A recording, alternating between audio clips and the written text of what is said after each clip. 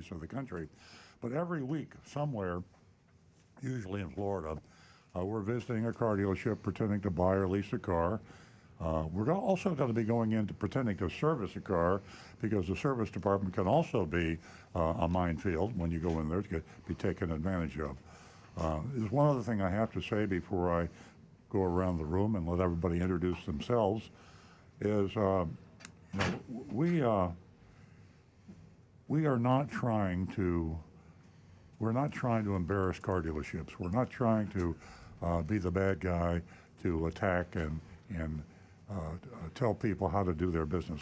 What we're trying to do is let them know that if they change their ways, they can actually sell cars the right way with transparency and honesty.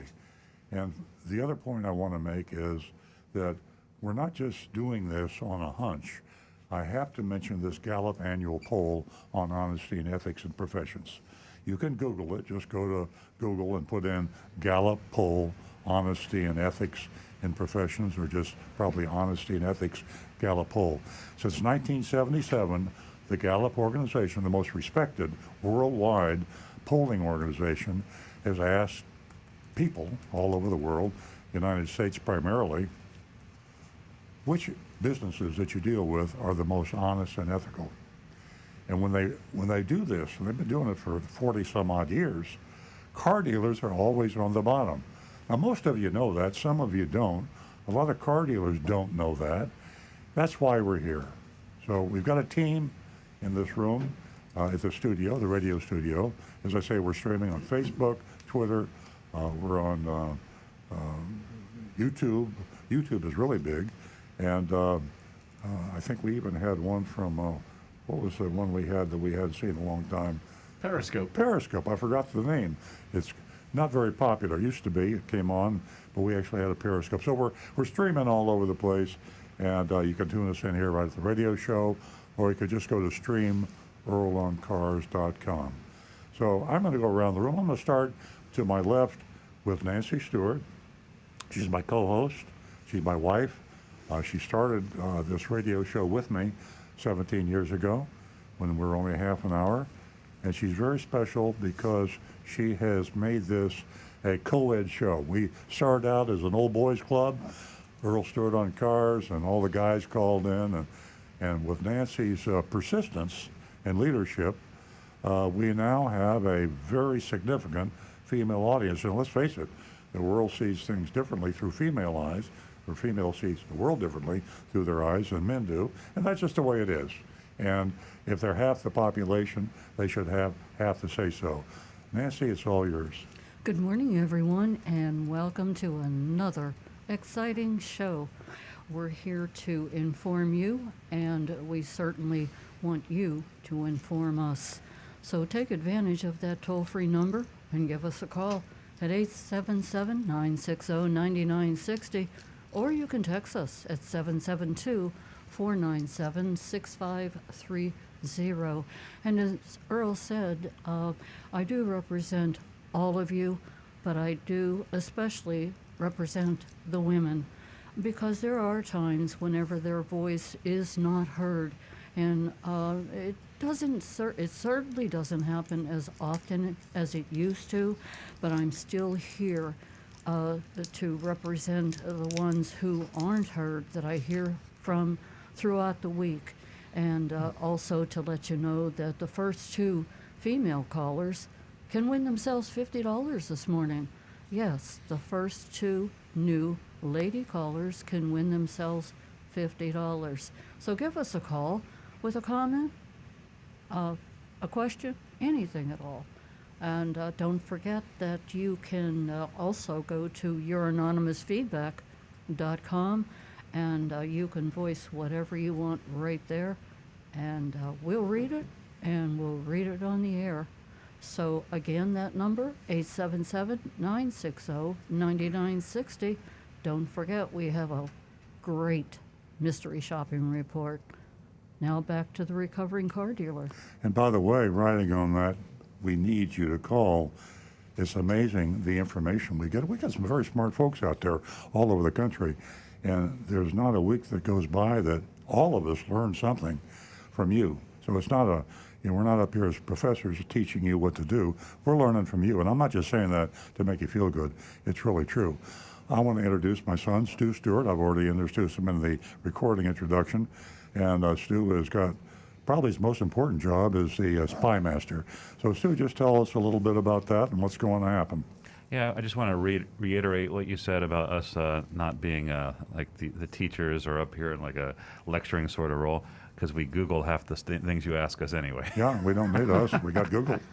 Anyway, no, actually, I was just thinking to myself as we did, I haven't counted the number of mystery shopping reports over the years.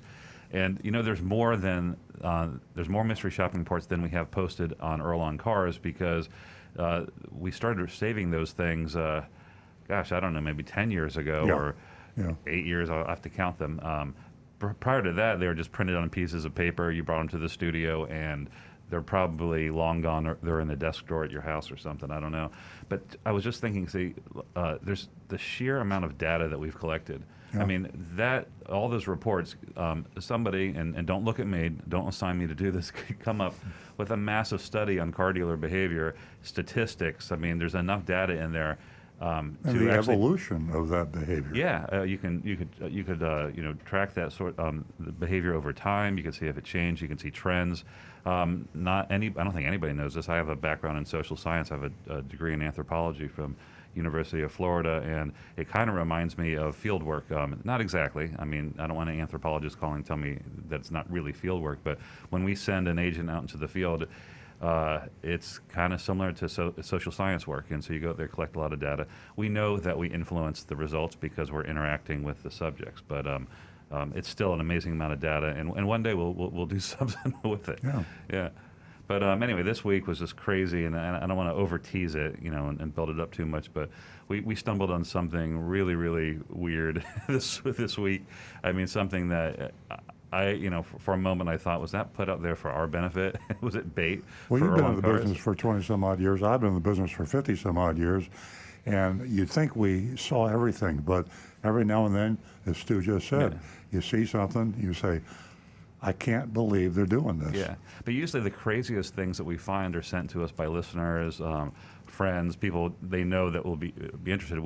This was pure luck. We just went to a website, started looking around, and then we found something really, really weird. So stay tuned. It's going to be great. Very good. Okay, to my right is Rick Kearney. He's a certified diagnostic master technician. And I'll be the first one to admit that we focus too much on car sales. We talk about particularly new car sales and then used car sales. We tend to forget. We don't mystery shop enough dealerships on service, and we should. It's a problem throughout all car dealerships. I am a car dealership. I am a car dealer. I own a car dealership.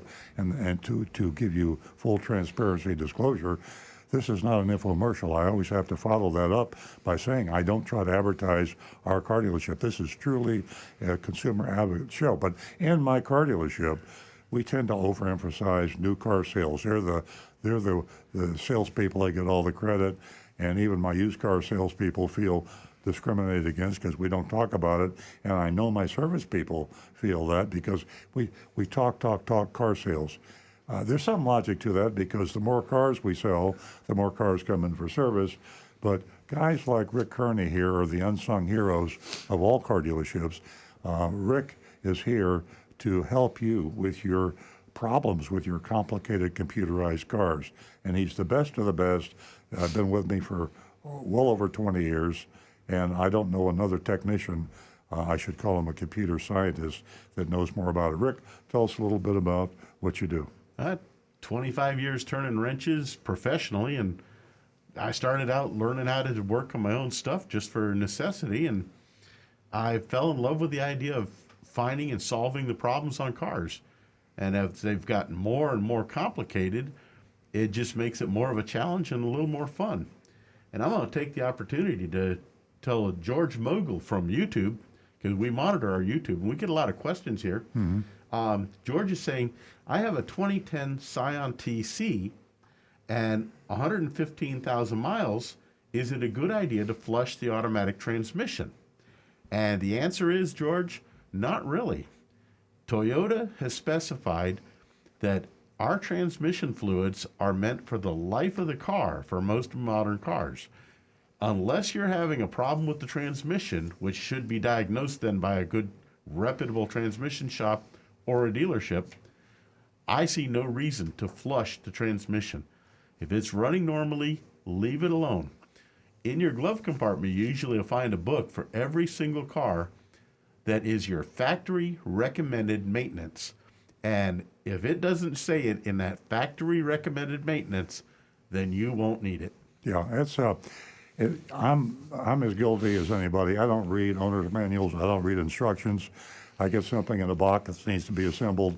I usually mess it up, and then I go find the instructions so I can unmess it up. We're all guilty of that, and if you don't listen to anything else we say today, get your owner's manual of your car. If you can't find it, you can buy one from the dealer. You can probably buy them online. Actually, you can find them online for free. Yeah, you can download it. You can print it out. Yeah, exactly. Read the maintenance requirements and read as much as you can. The problem with the manufacturers today is they get carried away in their owner manual. I have an owner manual. I drive a Lexus, and I have an owner's manual that looks like Encyclopedia Britannica. In fact, it's so big and so heavy, it's in two different areas. It takes up all the space in my glove compartment. So you see that, and when you buy the car, you say, I can't read that, and you put it away and you never see it again. But in there's a quick reference guide, I think, and go in there, read the quick reference guide, and read the recommended maintenance. Yep. And so, and Okay, one other quick one for you. If you happen to have something in your car, say, because you drive a very complicated vehicle with a lot of controls, and you're not always sure what they all do, what they're for, grab your cell phone, sit in your car, and pull up a YouTube and look for the YouTube videos that tell you how to work those controls. Yeah. There's hundreds of them out there, a lot of great people that will give you the advice to tell you how to work those complicated controls and show you. So while you're sitting in the car, you can sit and play with it while it's showing it on your phone. let me ask you a question. Are the more intelligent, efficient, useful YouTubes in order? In other words, when I do this sometimes, I don't do it enough, and I go on a particular subject, is the YouTube person on the top, is generally that the best, or you go down? Usually they're the one with the most likes and the most good reviews, which means people have found that information helpful. I thought so.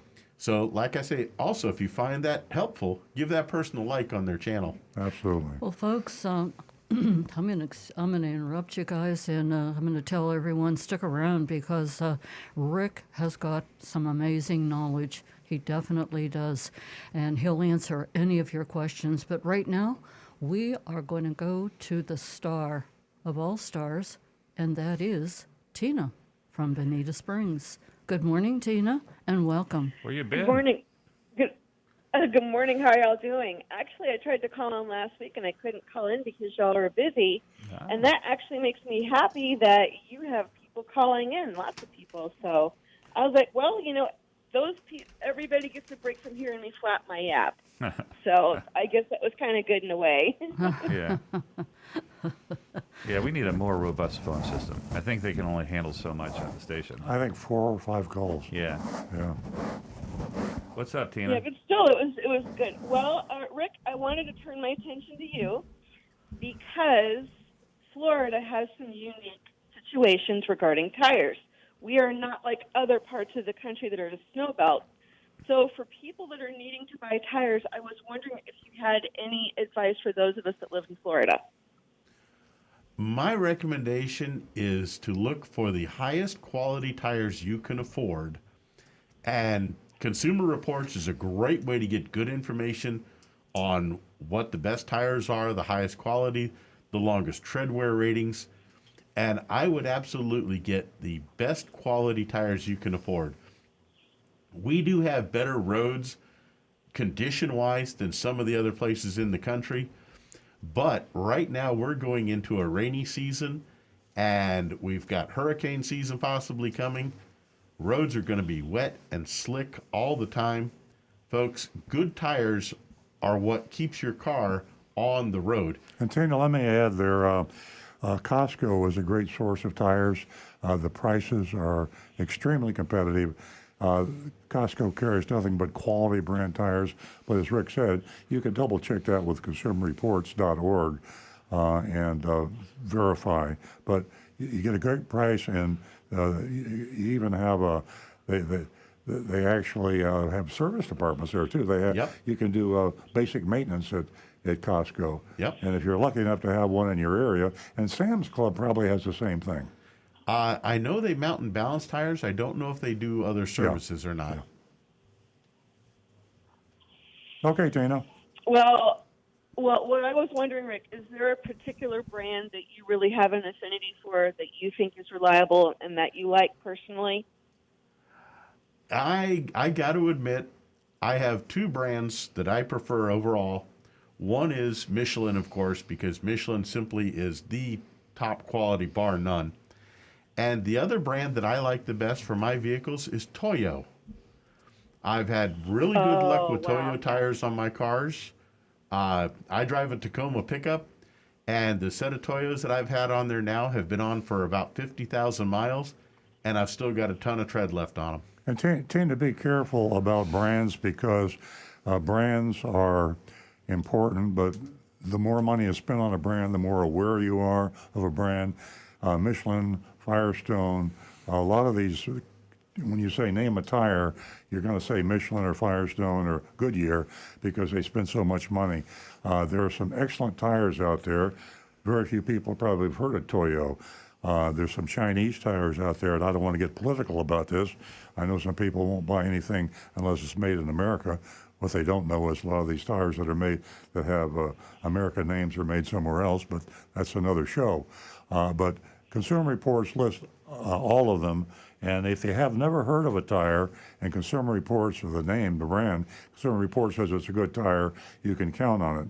And as I say, Chinese and Japanese tires often are more competitive because Michelin and Firestone, the well-aware brands, they take advantage of the fact that you know their brand, and they charge you more for the tire. I had a set on my beloved Miata. I had a set of Toyo T1S tires. Those things were the absolute best. Mm-hmm. Since they were a sporty tire, they only last 15,000 miles, but they were a very happy 15,000 miles, I can tell you that. Interesting. And you know, Tina, Consumer Report, boy, I'll tell you what, you can't go wrong. They've got some trusted ratings on tires that I haven't even heard of, as Earl mentioned just a bit ago. But the Consumer Report, like I said, you definitely can't go wrong. They just rate these tires, use the tire, test the tire. It's amazing. Yes, but now we've got the official Rick recommendation for tire brands to look for, Toyo and Well, you're right about that, Tina, most definitely. He has some amazing knowledge about everything under the hood, Yes, the he does. tires, everything. He's just one in a million. Y'all are going to make me blush. And it's all free, Tina. The information that you hear on this show is free. Is that amazing? Yes, it is. And ladies, before I go, Nancy and I cannot do this by ourselves. We need you to call in. So ladies, please call. Tina, thank you so much. I really appreciate, the plug. And there are a lot of ladies out there, Tina, that aren't like you and will just pick up the phone and give us a call. They're a little bit bashful. So thank you for the plug. And ladies, the first two new lady callers, you can win yourself $50. Don't forget, $50 for the first two new lady callers. In that telephone number, 877-960-9960, or you can text us at 772-497-6530. And again, Tina, thank you. Now back to the recovering car dealer. Okay, don't forget youranonymousfeedback.com. We really get a lot of people take advantage of that. It's a unique website you go to, and you can communicate to us. You can say anything you want. You can call me bad names. You can call Nancy bad names. Can't call Stu. He doesn't like that. But the point being, I'm only kidding. You can say whatever you want. We don't know who you are. And a lot of people opt for that. Some people say, you know, I'm not afraid to speak up, but a lot of people just don't want the spotlight. You're anonymousfeedback.com. YOURANONYMOUS feedback.com. What an excellent segue to some anonymous feedback. Okay, let's do it. All right. How the phone line's looking? Okay. Great. Good. All right. This is yeah. Sorry. That's all right. Hey. Line just lit up. We're going to go to Joe. Good morning, Joe. Joe's calling us Good from morning. Palm Beach Gardens. morning. Welcome. Thank you. Good morning, Dave. My first time talking on the show. How are you? Oh, fantastic. Great. I have a question regarding online car buying, which is becoming increasingly more popular, especially now that we've all been cooped up for 3.5 months. But my first question is with the maintenance side. And had an experience here, broke quarantine, drove to see my kids in Atlanta last week, drove back and forth 600 miles each way, came back, parked my Mercedes SL 550 on the driveway, unloaded it, went out the next morning. The car was stuck in gear, could not move it. Warning light comes on, do not shift gears, visit dealership. Could not get the car, bypassed the transmission sensor. The tow truck guys came from Gardens Towing, great guys, a shout out for them. They tried, 2 guys came out, we finally had to get the car up on the lift and bring it to the mechanics. But what's with those electronic transmissions and these sensors? Rick? Like any mechanical thing, sometimes things break. So that's why cars have warranty, because sometimes they break very early. But it can happen. I've seen transmissions fail very easily, and sometimes it's just when they were manufacturing it, a little piece of metal got caught in a solenoid or something. It may have even been floating around in the fluid for a while and then finally got caught in a solenoid to jam it up. But without knowing a full diagnosis, it's a little hard to really describe what's going on. But basically, transmissions now have reached the point where when we first started having automatic transmissions, they had 2 or even 3 speeds in them. Now you've got transmissions with up to 12 gears, 12 different speeds that transmission can handle. And the continuously variable transmissions basically have an infinite range of ratios that they can produce. Joe, what year Mercedes did you say that was? It's a 2013. It had 22,000 miles on it, 1,200 great miles driving the car, and boom, just stopped. Yeah, Thank God it was on my driveway and not on I-95. I just Googled the SL 550. The 2007 had chronic problems. I don't see the 2013 listed there, but you could probably go online and find some other chat rooms where they'll give you some information on this. And of course, the other thing that you want to do when the dealer has it in their hands, be sure that find out if there are any technical repair bulletins. They call them, TRB, a technical repair bulletin. Also, there could even be a recall of some kind, but be sure, oftentimes dealerships, they should be, but they're not aware of all the technical repair bulletins, and if they look, they can access it online, and that means that they'll take care of it for you at no charge. So, Rick, go ahead. Also, a car with that low of miles and that age, I mean, it's 7 years, yeah, but still, I'd be asking them about the possibility of goodwill assistance on the warranty. Good point, yeah. Goodwill is something that people don't know about because the dealers don't talk about it, manufacturers don't talk about it. But if you put your foot down, as Rick says, when you have a low mileage situation or even time-wise, it can be out of warranty, but if it's low mileage or it could be higher mileage and it's within the time on the warranty, usually when you're close like that to the warranty and you put your foot down, sometimes you have to call the 800 number to Mercedes or whoever the manufacturer is. Go to the top in the dealership, talk to the service manager, or if you can get to the dealer himself, the owner, do that, and say, this isn't right. I know technically I'm out of warranty, but the car's only got low mileage on it. Shouldn't have happened. Can you get me some help on this? If they diagnose it, call the manufacturer, Mercedes.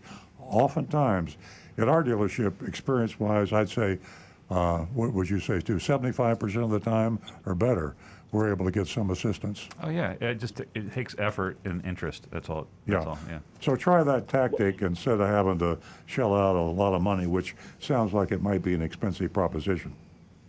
It's a mortgage payment. Anyway, Yeah. Thank you. That's great information. Really? My other question brings us to new car sales, which I'm sure the dealers are bloated with inventory right now. How do you look at this online experience and how that's changing the landscape for folks? I know walking into your dealership is an experience different from many others, but across the country, dealerships are adapting to online sales, and percentage is tipping. What recommendations do you have for the shoppers, the buyers, on how to approach online buying? Yeah, Stu's in the trenches on this, and he's more or less runs our whole online buying thing, so he can answer that question very well. Go ahead, Stu. So, online buying or online retailing is a buzzword in the car business right now. The manufacturers are pushing it, and the reason for it, and they've been pushing it for a couple of years now. The reason for it is it's the recognition of the changing economy, the transitioning from brick and mortar stores to online. Car dealers don't want to do this. The old school model is still the dominant model in most car dealerships, and they want to get you in the dealership, set an appointment, and then apply the traditional sales tactics. I can speak for Toyota. Toyota's been pushing an online retail functionality for dealerships for about two or 3 years now. Prior to that, we got into it about in 2017, and our goal was to actually have like a real, just like Amazon, you click a few buttons online and the car shows up. Yeah, click to buy. Now, all that resistance by the car dealers kind of crumbled in the last couple of months because we had this pandemic, and so everybody said, well, gosh, thanks for letting me know. They all signed up with these online retailing platforms. So that's the history. The advice that I could give is you'll figure out really, really quickly whether or not it's a real online experience. I mean, the first thing you look for is, can you find the out-the-door price, the price you'd write a check for right there on the website. If that's not visible, or you have to speak to somebody about it, that's not real online buying. When you're buying something on Amazon, you don't got to talk to a customer service representative who will then suggest that you show up to the Amazon fulfillment center and discuss the price. I mean, you'll figure it out soon. But I'm going to say that unfortunately, the vast majority, and I'm going to say in the upper 90% majority, does not offer true online retailing. There are some. I mean, like we said, it's not an infomercial. Our dealership does, and there are a few that I know of that do. They're not in Florida, so you got to be careful. But it's easy to figure out, because the second you can get all the information you need right there on the website, and you'll figure it out. The other thing is delivery. Talk about the inventory. We want to be sure we clear up the inventory. Yeah, it might seem, because business has slowed down, that inventories would be bloated. That is not the case at all. Anticipating this, all the manufacturers shut down production back in March and April for a large period of time. Inventories are at historical lows right now. Yeah. And that's why you're going to start to see, incentives go down as it becomes harder and harder to get cars. Getting the color you want, getting the equipment you want is going to get harder and harder. And it's not going to, for Toyota, it's not going to start getting better till August. And I imagine it's probably a even tougher situation with the domestic manufacturers. Good information. Yeah. Good information. And I think you're right. People are going online expecting that really good, quick experience, like an Amazon, like you said, and then getting, you have to email it in, and then you finally get a call or a text back from, 5 different salespeople from the same dealership, and then you still don't get a price. Yeah. Well, even at our dealership, we started in July 2017, and it's only been like a handful of a month over the last 3 years that people actually did that, and I think it's the market's trained. And they're probably rightfully skeptical about even our claims. Yeah, sure. But after the pandemic hit, that changed, and we started doing about 15% of our sales online with home delivery. So it's still a small fraction of our total sales, but it's definitely picking up. Great. Well, terrific. Thanks, everybody, and have a great rest of the weekend. Stay Thank you, safe. Joe. Thank you, Thanks. Joe. Thank you for tuning in and giving us a call for the first time. Hope to hear from you next week. Ladies and gentlemen, that phone number, toll free, is 877-960-9960, and the text is 772-497-6530. And don't forget, ladies, we're right here for you to answer your questions. Please don't be bashful. Give us a call. I'll give you a little incentive. You can win yourself $50 this morning. First two new lady callers, you can win yourself $50. Ladies, did you know that you influence this overall buying decision by 85%? And you purchase most of the cars. That's 65%.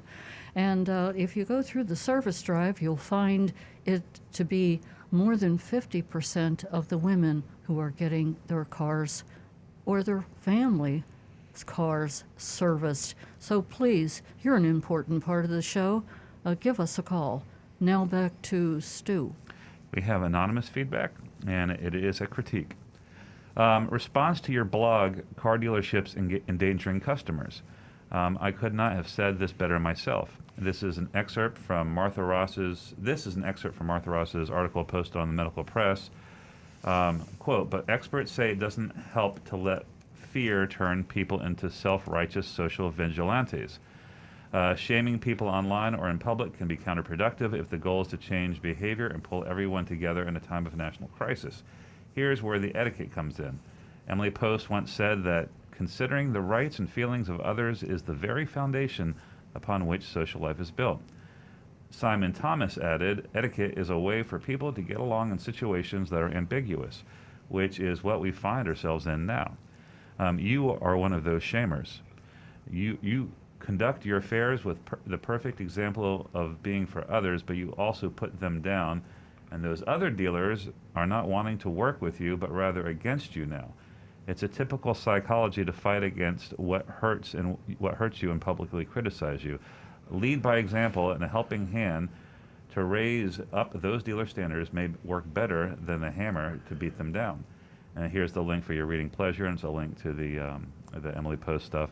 But I know you're chomping at the bit to address that. I responded to it, to the Okay. anonymous feedback. Do you have the anonymous feedback response? No, I can't. Well, see that. I'll summarize it. First of all, I said it was very intelligent and articulate statement. I agree with a lot of things that the anonymous feedback said. Generally speaking, it's not a good idea to shame people. She mentioned Emily Post and some other people.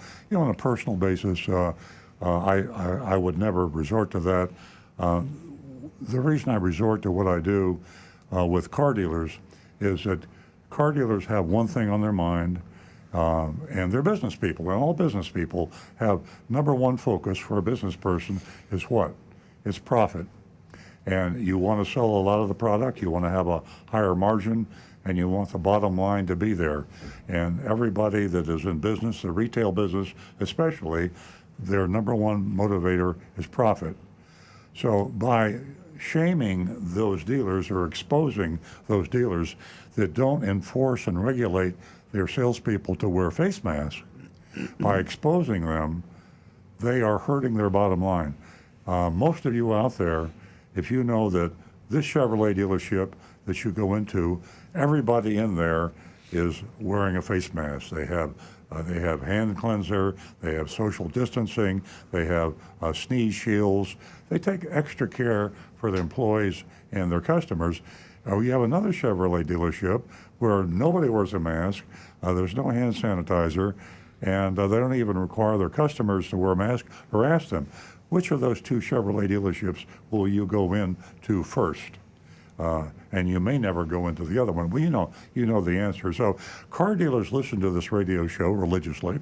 Word spreads fast in this business, and I promise you that as a result of us shaming and embarrassing these car dealers that are so careless and unconcerned about their customers and their employees to tell them or not tell them they must wear a face mask, these same car dealers will change their policy.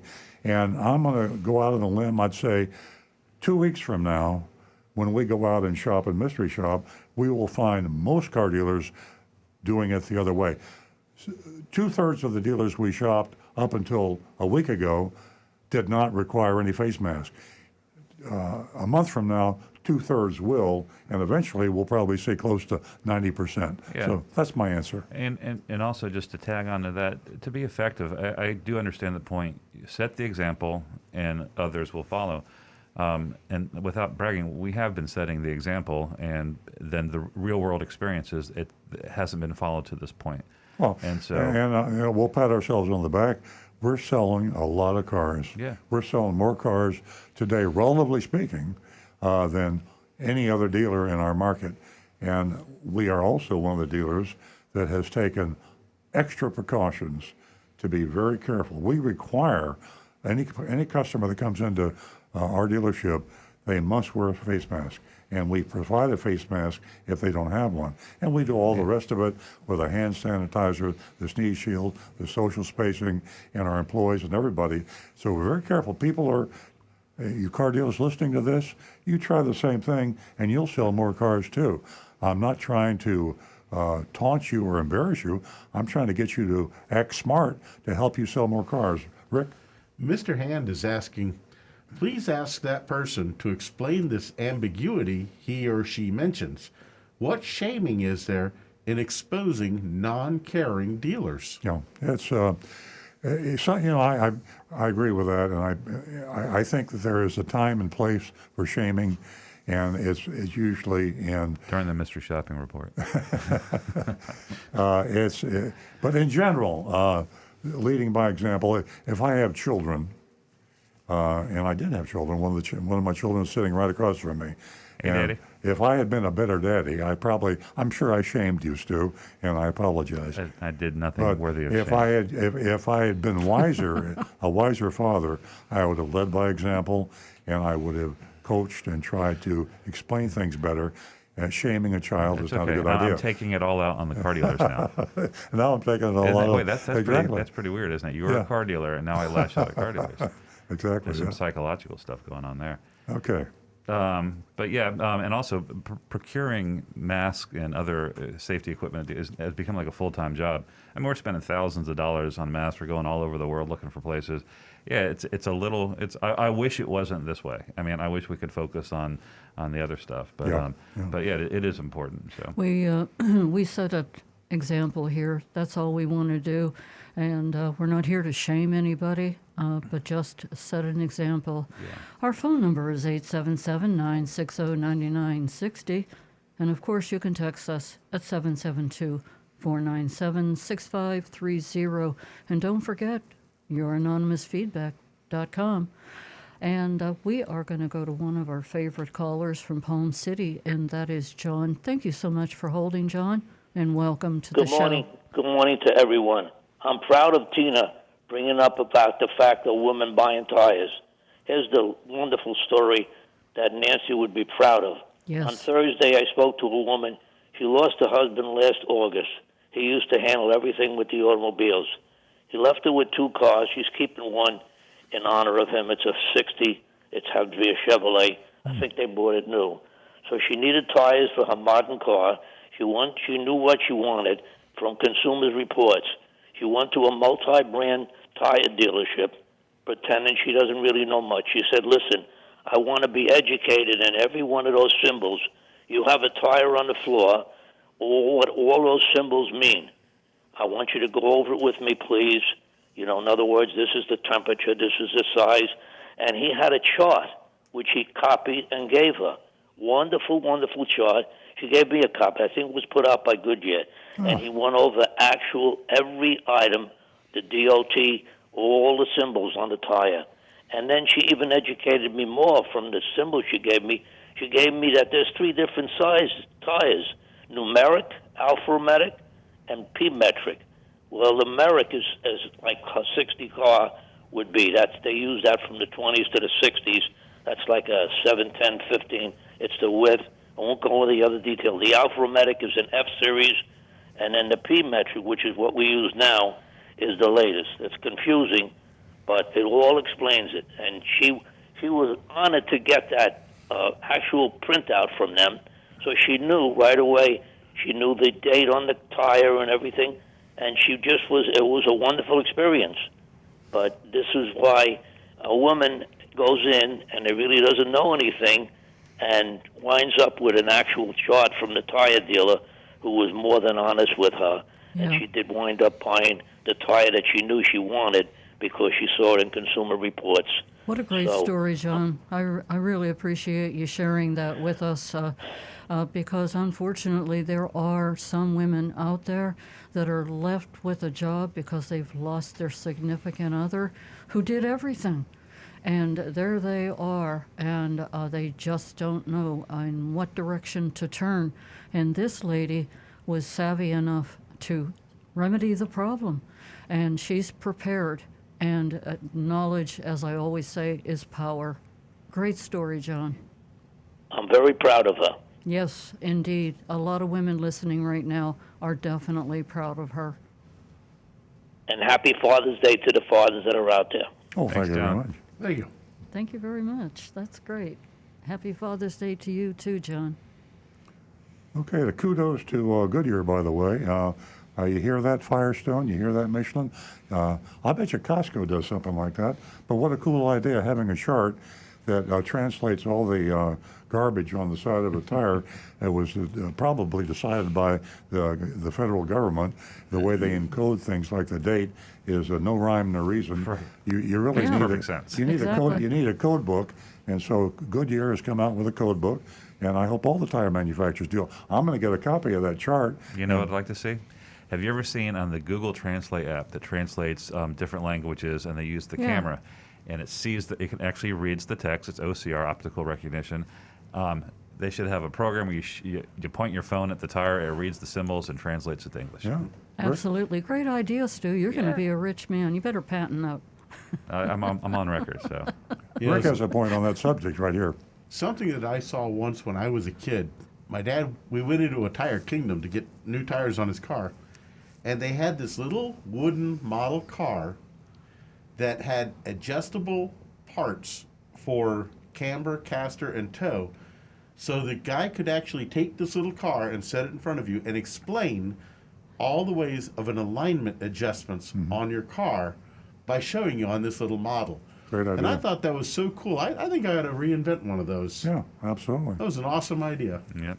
I learned how a Mazda rotary engine worked from a model that used to have on your desk. Yeah. Yeah, exactly. That's the extent of my engine knowledge. I mean, it's so complicated to take a look at the side of your tire. I'm sitting, in front of my tire on the floor, and I'm holding my head. Why is there so much information on the side of that tire that nobody understands? Okay, how are we doing on text? And I got plenty. I'm Let's sure go. Rick's got some too. let's answer some questions. I got one quick one here. Kyle's asking, are Toyota dealers not doing inventory trades because of the inventory issue right now? They are doing They inventory. do. They're trades. doing a lot of them, probably more than ever. It's a little hard to, it's like a negotiation because there are certain models that are very, very short supply, certain models that are not so short, and so it's a matter of negotiation. And But I have an excellent point to make if I do say so myself. A lot of dealerships, it's a no-no to do a locate. In other words, to trade for another vehicle. They want to sell what they have in stock. They want to do a spot delivery. They want to get you excited about the car that you drove, and they want to get you in the box quickly and get you on the road. So it runs counter to the culture in a lot of dealerships to do, we call them locates, but they're dealer transfers or trades. and they charge sometimes. They gig the salesman's Yeah. commission, or they charge the customer for the trade. They do whatever they can to disincentivize that. Now, when push comes to shove, I think if they're going to lose a deal, they're going to do that. it's hard not to. I'm just going to say, like, we're used to doing that. We've done dealer trades. We get criticized for the number of trades that we do. We criticize ourselves because we could probably do a better job selling from our stock. But so the dealers that are now in this new reality of like extremely stressed inventory levels. They're doing something they don't want to do. So there's going to be a harder push at a lot of dealerships to get you into the blue car when you wanted the white car. So Exactly. you might get a good deal. They might say, hey, if you take the blue car that we have here, we'll take another $500 off. But it just adds another complication to an already complicated situation. Okay, the lines are lit up, and we are going to go to another regular caller, and that's Howard. Thank you for holding, Howard. Good morning. My pleasure. Happy Father's Day to you all. Thanks, Howard. Okay, Thank you. Thank you. Okay, great. I have a couple of questions for Rick. Rick, I had a 1970 Plymouth Valiant, and I had the slant six engine. I think that was the best American engine ever made. Do you agree with me? No, Uh-oh. I always liked the old Chevy 350. It was For a six-cylinder. For six cylinders. Yeah, the Slat Six was a pretty good engine. I mean, basically in any of the old '70s muscle cars, they would handle their own even with the six. But myself, it was that Chevy 350. Okay, that's a classic. Okay, a question about oil. I have oil in plastic bottles. Is there an expiration date on oil? No. I mean, it's been in the ground for millions of years. I think another couple of months isn't going to hurt it. Nah, yeah. Okay. As long as you're keeping it tightly sealed and it's not like leaking out of the bottle, it's going to be fine. Okay. Another thing very disappointing about American cars, there's a recall on Jeeps. And this was an old thing that was happening many years ago when you put your transmission in park. It would go in reverse or it would go in neutral and the car would roll. That's happening now with Jeeps. Now, I wonder why they don't get their act together. What is wrong with Jeeps as far as, getting their act together and producing a real good American car? What do you think about that, Rick? I really couldn't tell you, but if I had to guess, I would say it's the almighty dollar. Jeeps are going to sell because there's a huge following for Jeeps that love them. So those people are going to buy Jeeps no matter what. And as long as they're still buying them, the parent company is going to cut costs as much as they can to make as much money as they can off of those vehicles. And they're going to sit back and enjoy it. My 2 cents worth. Rick knows more than I, but I think if you look at the evolution of the Jeep, of course, the Jeep was a 1940s vehicle. It was designed for the U.S. Army. Might even had Jeeps in the World War I.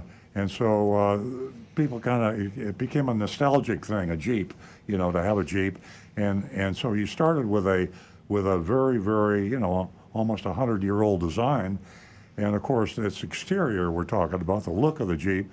But I got to believe that somehow or other, the overall charisma of the Jeep is a nostalgic thing, and the focus was on being sexy, because a Jeep is a Jeep is a Jeep. Yep. I see some Jeeps on the road that don't look like Jeeps. I'm guessing that they don't sell very well. The ones that sell the best are the ones that look most like the Jeep you saw in World War II.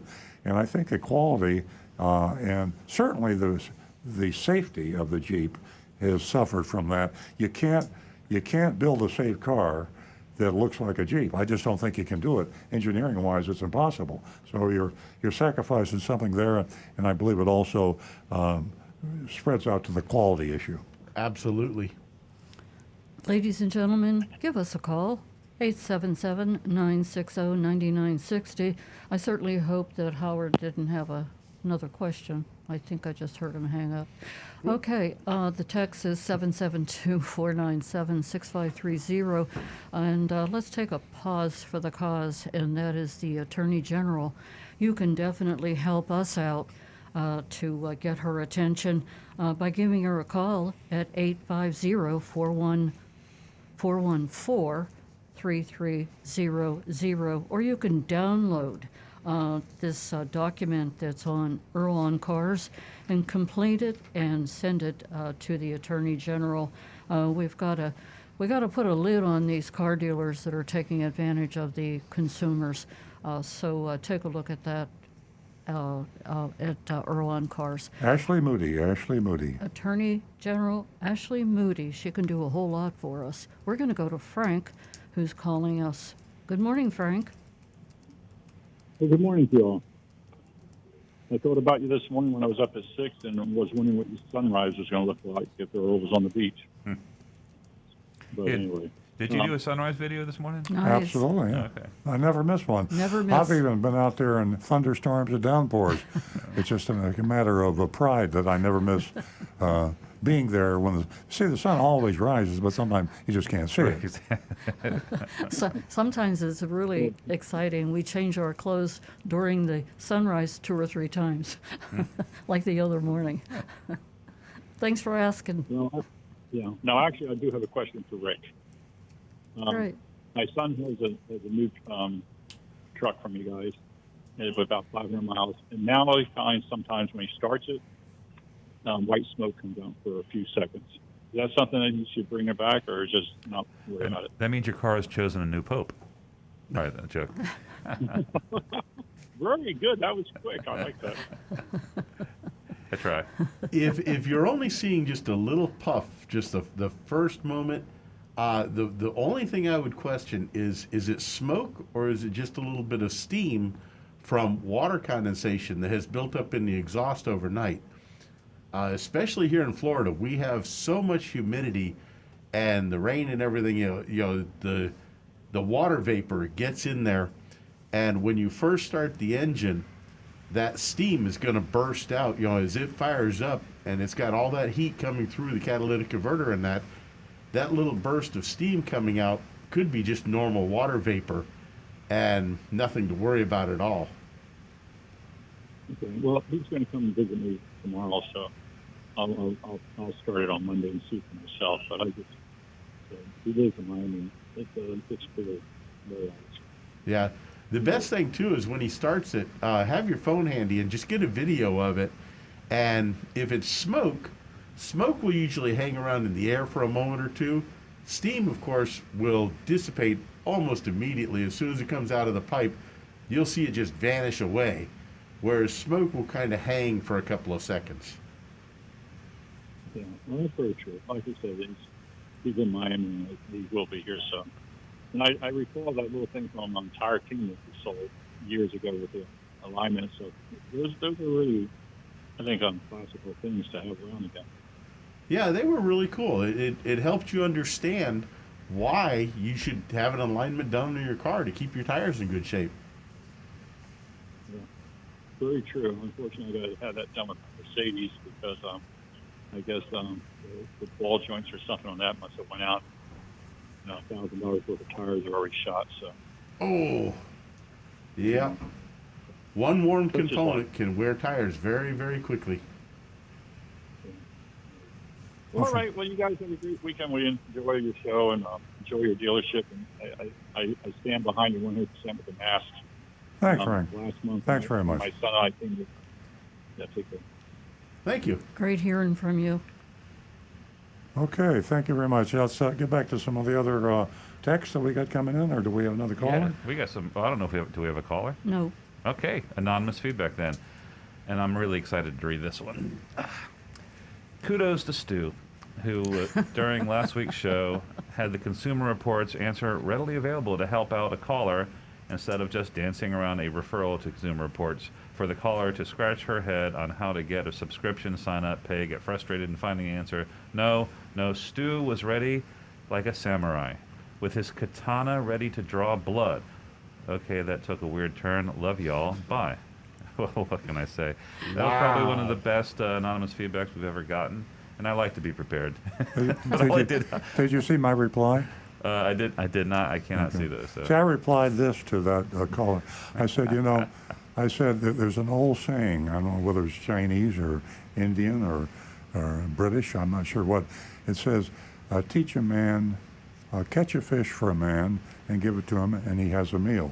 Teach a man how to fish, and he can feed himself for life. Yes. So one of the things that we do, we could make this show entirely about getting with Consumer Reports and Google and answering every single question. But we teach people that if they go to Google, if they go to Consumer Reports, consumerreports.org, they can find out answers about anything on cars or any product. So we're teaching you how to fish when we constantly remind you about Consumer Reports and about Google. But sometimes we do Google and give you the answer on the air, and sometimes we do to go to Consumer Reports and give you the answer on the air. But I think we would take up too much time if we did that for every single question.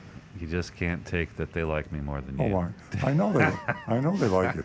All right, we have a text here. This is some legal advice, and it's about the out-the-door price affidavit. It says, Earl, I'm not sure that Nancy can call her affidavit an affidavit. I believe it's a memorandum, because an affidavit must be sworn to under oath before a notary. I'm an Ohio attorney, and possibly the laws in Florida are different to allow it to be called an affidavit. If that is the case, I stand corrected, and that's Joe from Ohio. And I don't know that we're not making a legal claim. I mean, it's in the form of an affidavit. It's a poetic license.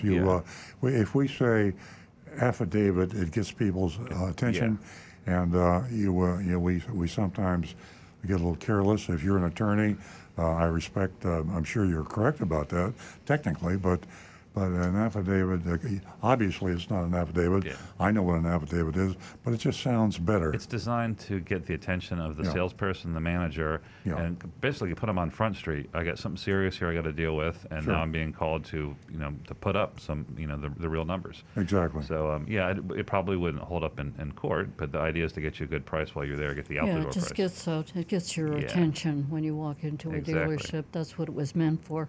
Okay. Anne Marie has sent in a text. Anne Marie says, good morning and happy Father's Day. It's the rainy season here in Florida. What's the best way to dry a vehicle out if one finds that they forgot to close a window or a sunroof? Gosh, hope that didn't happen yesterday. And the vehicle is soaked. Just wondering, hoping this is only a theoretical question for everyone. Thanks. Oh, boy. Rick. Yeah. How do you dry the inside of a vehicle out? My recommendation is the first thing I would do is blot up any standing water you can with towels. Get as much of it out as you can. A wet dry vac to suck up anything that you can, as much as you can. Yeah. And then I would invest a lot of money, probably 60, 70, $100 in damp rid, and I would just fill the car with those packets of damp rid, the big idea. buckets, close up all the windows, and let it sit in the sun. So all that water vapor basically gets steamed up, and it can then be absorbed by the damp rid. I've used it. It is definitely It's amazing. Something. It's a fantastic product. Surprises the heck out of you. In your old condo, you had gallons of water a day, I think, didn't you? Didn't you use it in the old condo? You had a moisture problem up there. Yeah, definitely. Hey, we're going to go to a caller, and I believe that she is from Green Acres. You'll have to excuse me, my age is showing. I've got a little bit of blurred vision here. I think it's Helene. Good morning. Good morning. Yes, Welcome. it's Helene. Hi, thank you. It is Helene? I have a question. Yes, it is. Oh, okay. Yes, I'm sorry. I may have a very bad connection Oh. due to the fact that. Helene, I'm are on you a a cell first-time phone. caller? No, believe it or not, I did call about 5 or 6 months ago, but I never got to complete anything. Oh, you didn't? So, no, I didn't. I did ask him a question on how do I go about buying my leased car. And this was back, I think, in December when I called. And I did purchase my leased car in January. And I had just noticed this past week in my rear seat behind the driver's area that I have a stain on my back seat. And it looks like a water stain. And I never noticed it before, and till just this past month. And I was wondering, my window was up good and tight, And I don't know if somebody tried to jimmy to get into the back of my car or not, but I noticed on the rubber that, goes up tight against the door, because I was trying to look and to see how could this possibly be any water stain on my back seat there. And I noticed it looked like a rust spot on the rubber. So I don't know if somebody tried to, like I said, try to get in. They didn't break the rubber or anything. It just looks kind of roughed up, Like there was an attempt made or something. I don't know. It wasn't. I've never noticed it before, but now I am, and maybe because it is the rainy season, and I do not have a garage. It sits out, and it does get the sun, and that particular spot gets sun too during the day until 11 o'clock in the morning. Did the rubber seal look like it had actually been was there a gap? Like, does it look like it was torn? It just looks like it was like kind of abrasion. No. It just looks, a slight abrasion, yeah. And did the wet mark on the seat, did that eventually dry? Was it water for sure? I have no idea. It's a stain there, a dark stain. Oh, so it hasn't gone away. It looks like it was a water stain. Any chance you carried any groceries in the back seat recently that maybe something leaked out of a bag or takeout? Well, it could have happened several months ago, but I can't say lately. No, I usually put everything in the trunk of my car, so That's I don't know if. How can I get that dark stain out? You spoke of. I would try a professional auto liquid detailer. Like there's places like the North Lake Auto Spot. I'm not sure where you're located. I forgot. But there's plenty of places. I would maybe look online for like a reputable. It's got good reviews. Yeah, but I can't. I'm sorry, I can't afford that. I'm 82 years old, and I live on a very tight budget. Okay, then let's see a do-it-yourself opera. What do you think, Rick? Hey, I would look at. I mean, I'm pretty good at doing things myself. I'm a jack of all trades, but a master of none. I always say. Haleen, you're my kind of girl.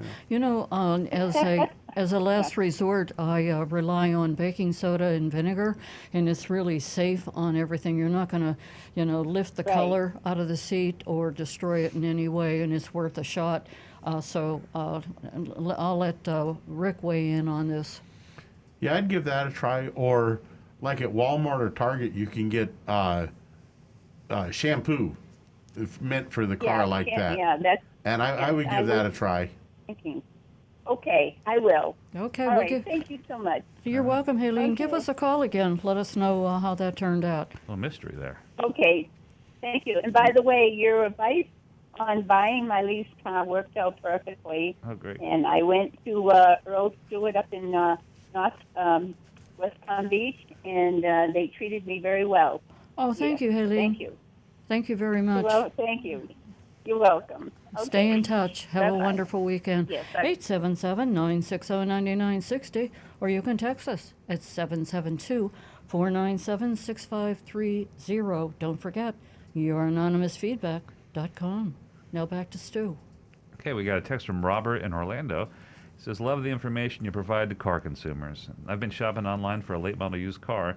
Do you have any words of wisdom on getting the itemized out-the-door price before you go to the dealer? I've emailed 2 dealers, but they will not give it to me. They want me to come into the dealership. Surprise. Sorry. Yeah, let me jump in on that one. I had something I wanted to mention on the subject of used cars. Anyway, their rental companies now are selling a lot of cars, and Hertz in particular.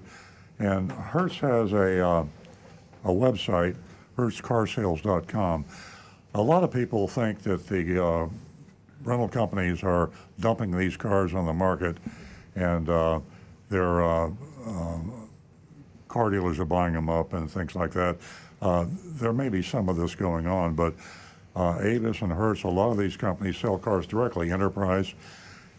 You might try going to HertzCarsales.com. We found out something interesting. We found out that they are retailing these cars for very good prices. They have their certified cars, and then they have a rent-to-buy plan. You can rent the car for 2 or 3 days, and if you decide to buy it, you apply your rental payments toward the purchase. That's not the good deal. The prices to the Hertz rental cars are higher on that deal than just the straight, I'll buy the car, it's a certified car.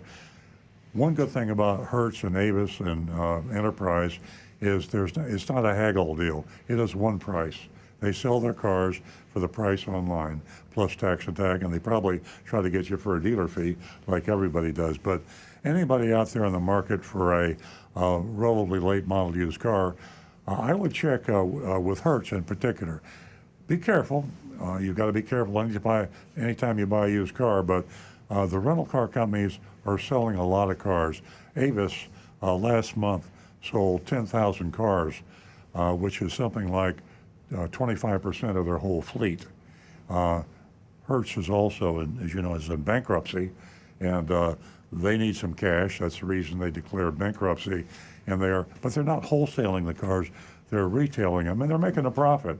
But our expert at my dealership on the wholesale end of things said that they're selling these retail cars, Hertz, for $300 to $500 over auction prices, and that's a really good deal.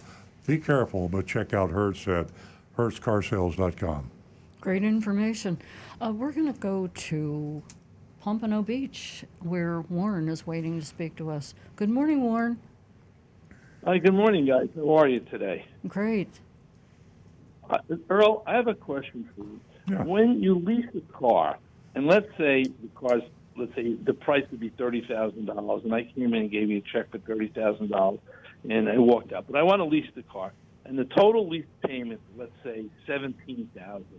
However you figure it out, down payment, the monthly payment, you get $17,000. How do you make more money on the lease than if I wrote a check for the car? And how do you do that? Like, what is the formula for that? I was just curious. Well, the dealers do make more money on leases, and the reason they make more money is because they can manipulate the payment and the down payment and the trade-in a lot more deceptively than in a purchase. And the average profit on a lease, I would say, is probably about $1,000 higher than the average profit on a purchase. There's more hidden fees in a lease. With a lease, you have an inception fee, which you probably don't even know you pay. That'll be $700, $800, $900, but you don't know you pay it because they bury it in the lease payment. There's also a mileage fee. If you go over your mileage, you allot it. It can be anywhere from as low as $5,000, typically around 10, 15, 12, 15,000 is average. But if you go over the 10,000 allowance per year, they can charge you 18, 20, 25 cents a mile. There's a disposition fee when you turn the lease in. If you don't buy another car or lease another car of that make, you charge a disposition fee, which can be several $100s. There's also the classic hidden fee that you would have paid if you bought the car, but they don't waive that when you lease a car.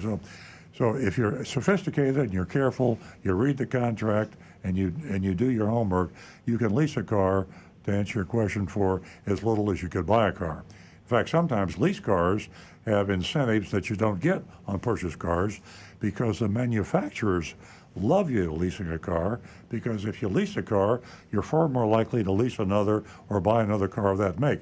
Dealers like it for that reason too. So the whole industry, the retail, the manufacturers, all are pushing to get you to lease rather than buy. And they do make more money, but they don't have to make more money if you're careful. I think the question that they actually had, just a curiosity, is that let's say the lease payment making a $17,000, the car was $30,000. So how do you get the differential? In other words, if we walked in and gave you a check for $30,000 and drove out the car, and over a period of time you're only paying $17,000, of course you're returning the car, do you get the full $30,000 from the leasing company? Do they send you a check, or Toyota Leasing? How does that work? So Yeah, when you lease a car, so first of all, I just want to compliment you. getting getting the actual sale price prior to getting a lease payment and insisting that that sale price be used to calculate the lease payment, that's how you avoid a lot of the getting overcharged. It still doesn't protect you against all the fees and other traps that Earl just listed, like the disposition fee and all that. No, when you lease a car, the dealer, basically you're only paying the bank the amount that the car depreciates, and then there's a rental charge that's part of that. The dealer gets paid, gets funded by the bank the same way he does if he had bought the car.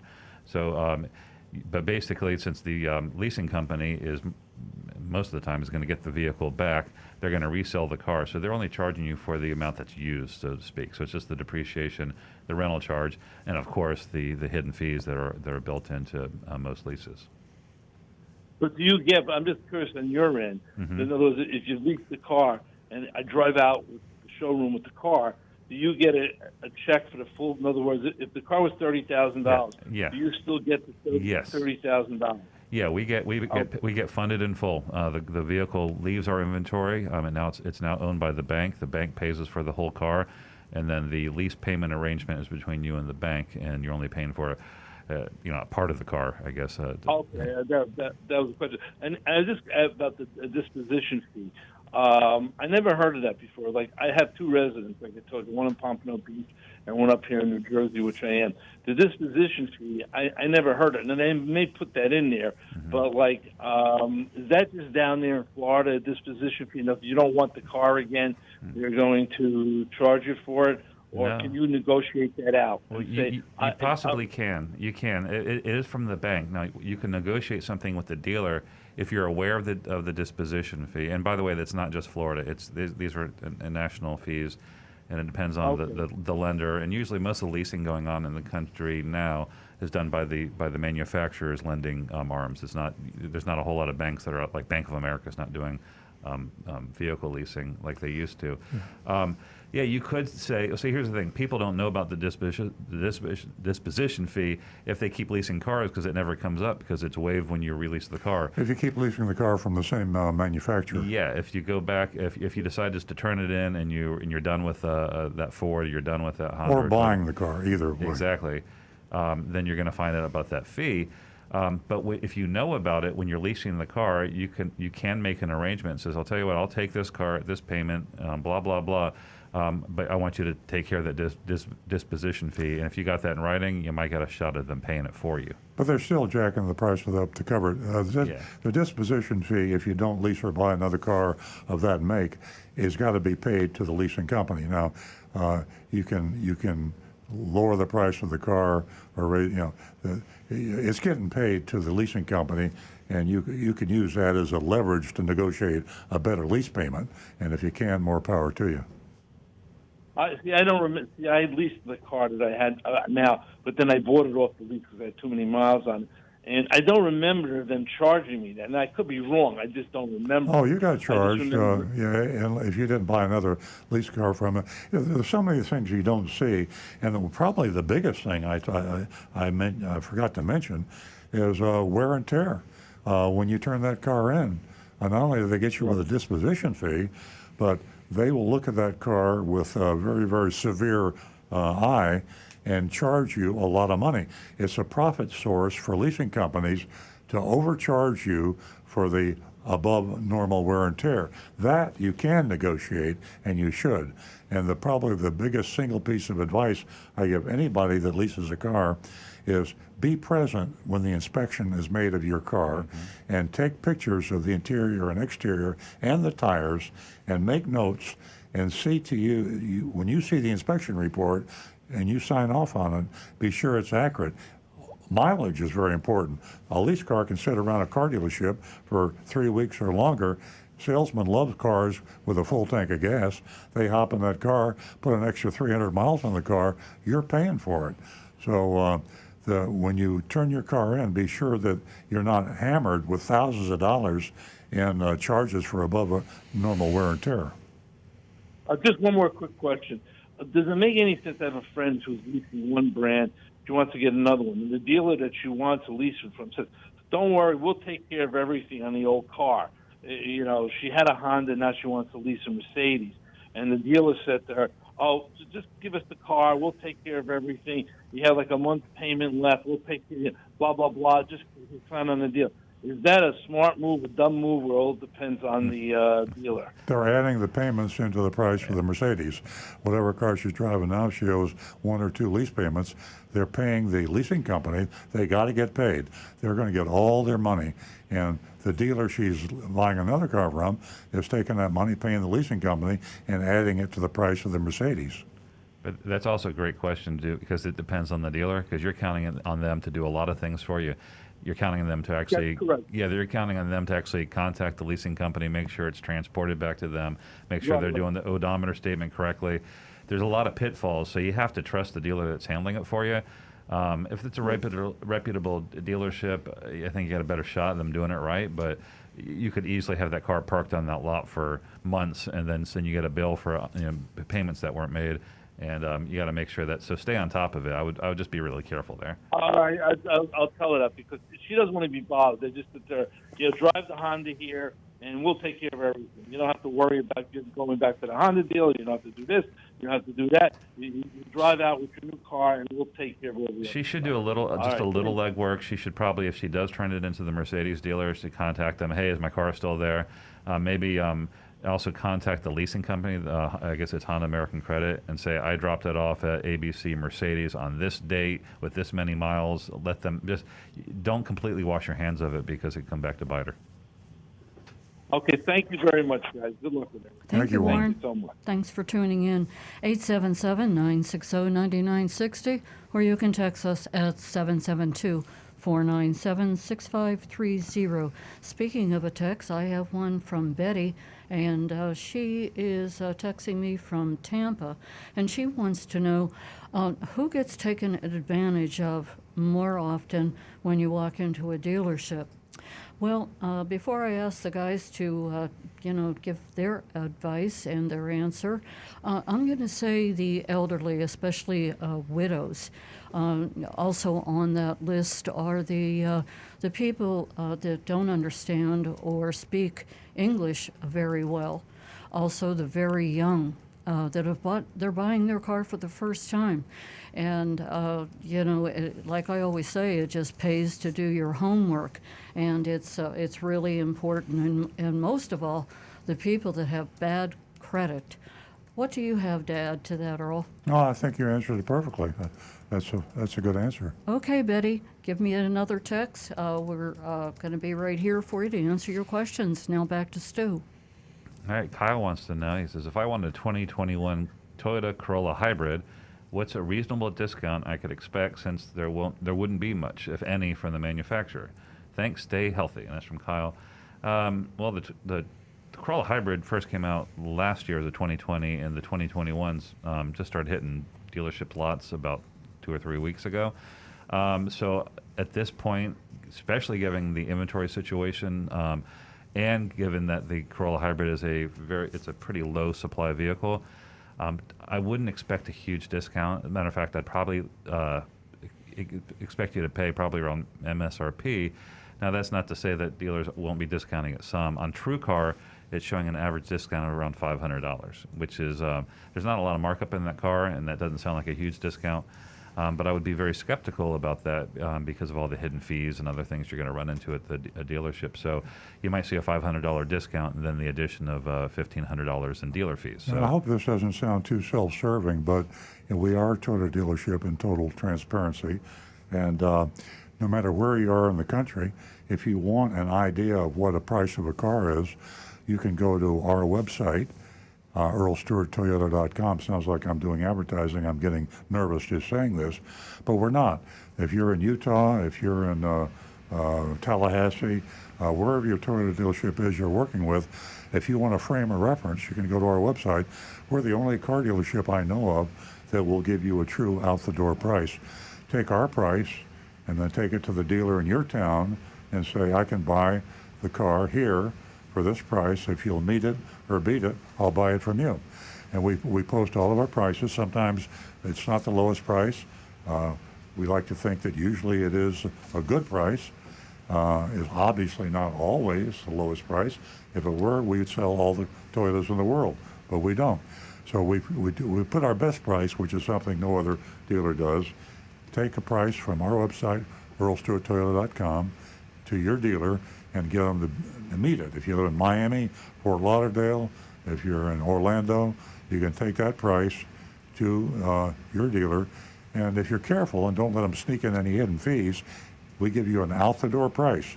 That's a price you can write a check out for, get in your car that you bought, and drive it home. If they'll meet that price, you got yourself a pretty good deal. And I can give you a preview on our website. We are at MSRP, no fees, and we have an out-the-door price right up there. So you take that and compare it to your local dealer or call around. Or your local dealer will say, we'll meet that, and they'll add $1,000 in hidden fees. So if they're going to match that price, that's a price that you write a check out for, hand it to the salesman, you get in your car and you drive it home. That's an out-the-door price. Exactly. And the Toyota hybrids represent a tiny percentage of all the Toyota Corollas out there. So it's there's not a whole lot to choose from out there in the world right now. Exactly. Okay. Rick's got a YouTube over here. Wayne is asking, when you opt to buy a car you have been leasing, can you buy directly from the lease company, or does it have to be sold through a dealership? Unfortunately, you have to go to the dealer. The dealer will add a hidden fee, and they most often will not vary from that. You can shop around, and sometimes you can find a dealer of that make that won't charge you the hidden fee, or at least the hidden fee will be smaller. But one of the biggest ripoffs we know of is when you exercise your option to buy a car, you have it in writing, which you could buy the car for. It's in the lease contract with the leasing company, but the car dealer will still add his hidden fee. Yeah. I think this represents a potential huge class action suit. We've got attorneys listening to this show, we know, because we just had a anonymous feedback from one. So if you're an attorney out there and you want to make a ton of money, do a national class action suit on all those people who have exercised their options to purchase their lease car and were not able to buy it for the contractual price that the leasing company promised them they could buy for. And they were added probably around $1,000 or more in hidden fees. That's a doozy of a class action suit. Plus, they get you back in the box again on the same car. Oh, yeah. 3 years ago, you were in the box, and they get you back on the exact same car. They're going to try and sell you a bunch of stuff again. So. And I want 10% when you do that. I want 10%. For your you're going to make millions. And I'm going to donate it to Big Dog Ranch Rescue, of course. That's what we always do. All right.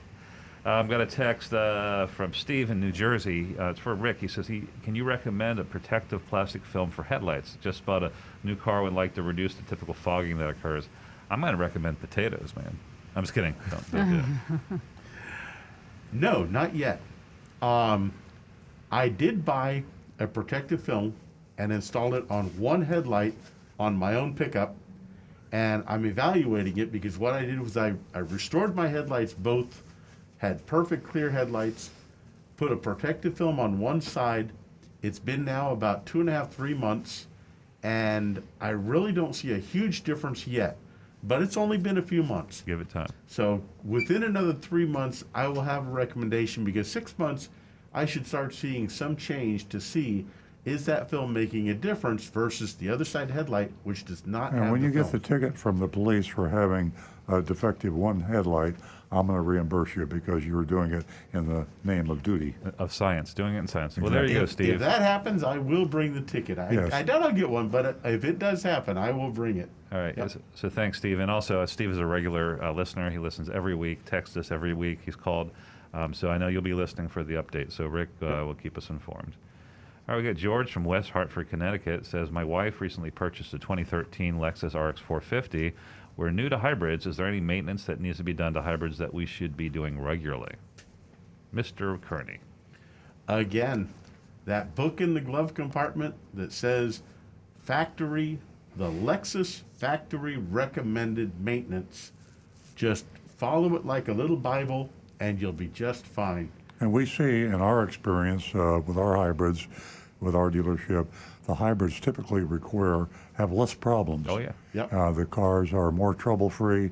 I guess that's because in the sum total of running, they have fewer moving parts. You still have a gasoline engine, but it doesn't use as much as a normal gasoline engine, and your normal gasoline piston internal combustion engine is what really creates a lot of problems. Another cool Now, thing. I Sorry, go will ahead. throw one other thing out there. Find a good car wash in your area that has an underbody wash and use it regularly, especially in the wintertime when you start getting that road salt.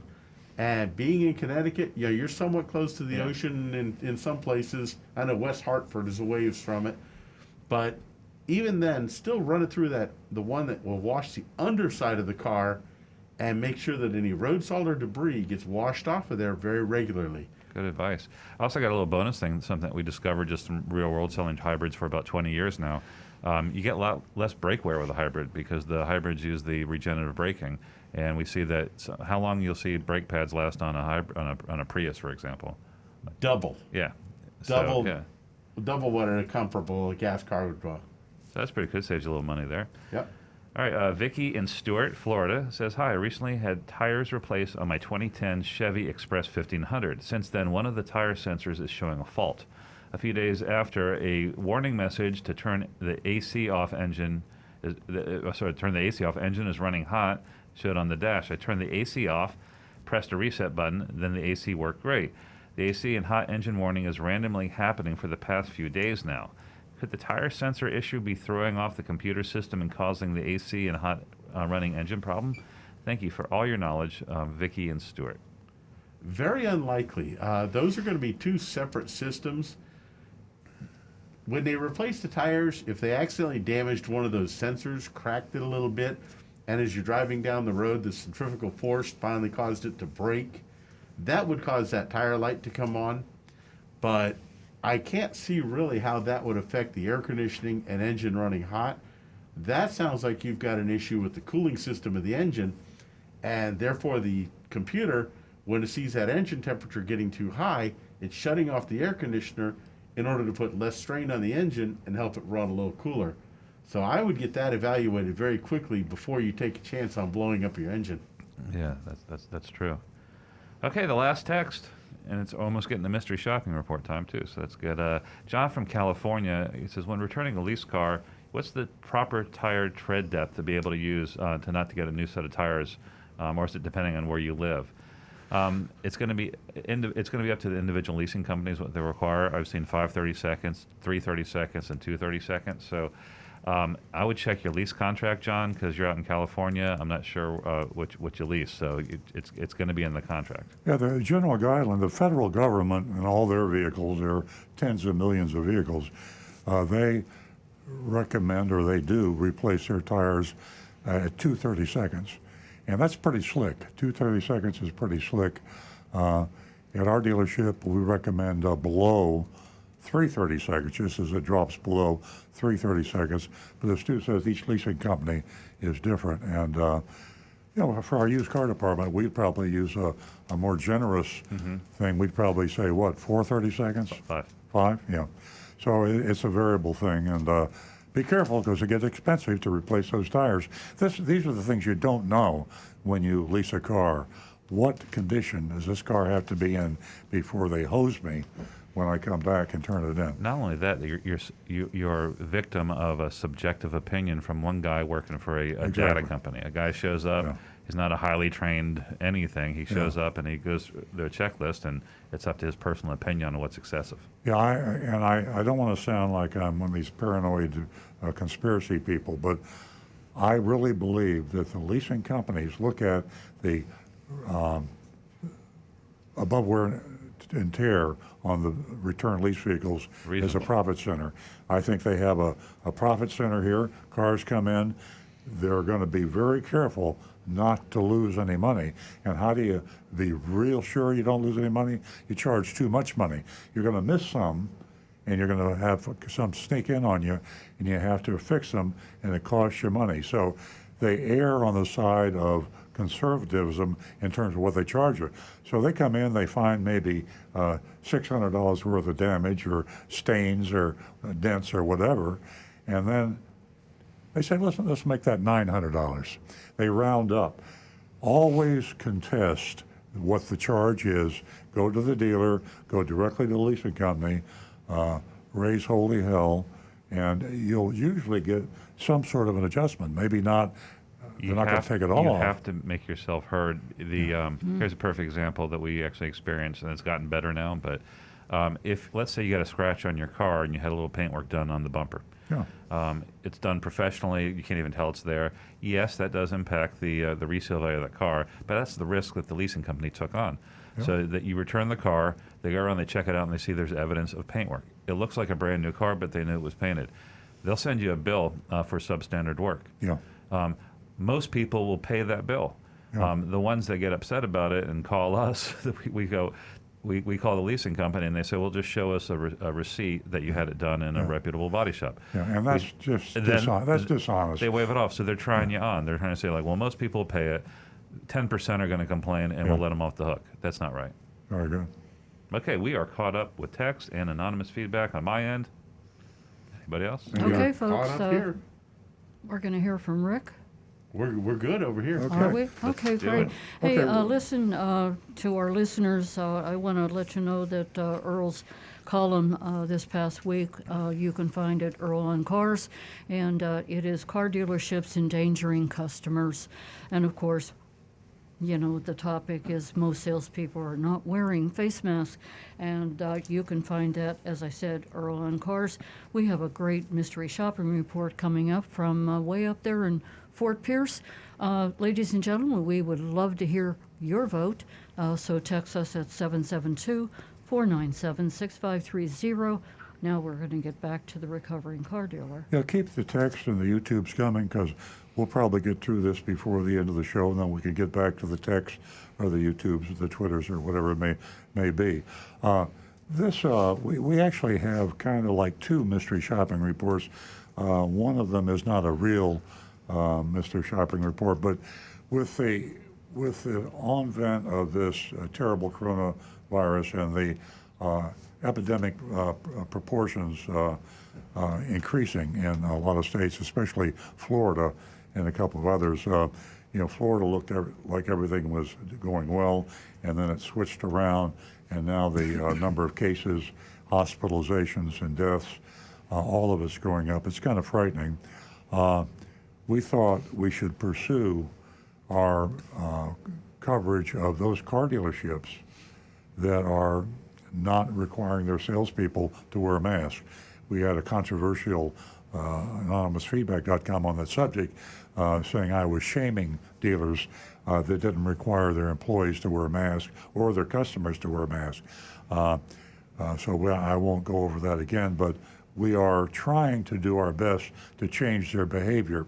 So in addition to our regular mystery shopping report, we went to quickly on Automotive Row, where a lot of car dealers were clustered. We sent Thunder. Anyway, we sent Agent in to see who's wearing masks and who are not. So I'll cover this quickly. This is in our local area here, but it's probably true in your area, wherever you are listening or watching the show. I would like to say that at Arrigo Dodge, most of the staff were wearing masks. So kudos to Arrigo Dodge, and that was the one on Okeechobee Boulevard in West Palm Beach. So good for you, but get it up to 100%, will you, Arrigo? Most is not where you ought to be, but congratulations. You're a lot better than most of the other dealers. Good job, Jimmy and John. Now let me go to Schumacher Infinity, also in West Palm Beach. Maybe two salesmen wearing masks. Everyone else had no mask on.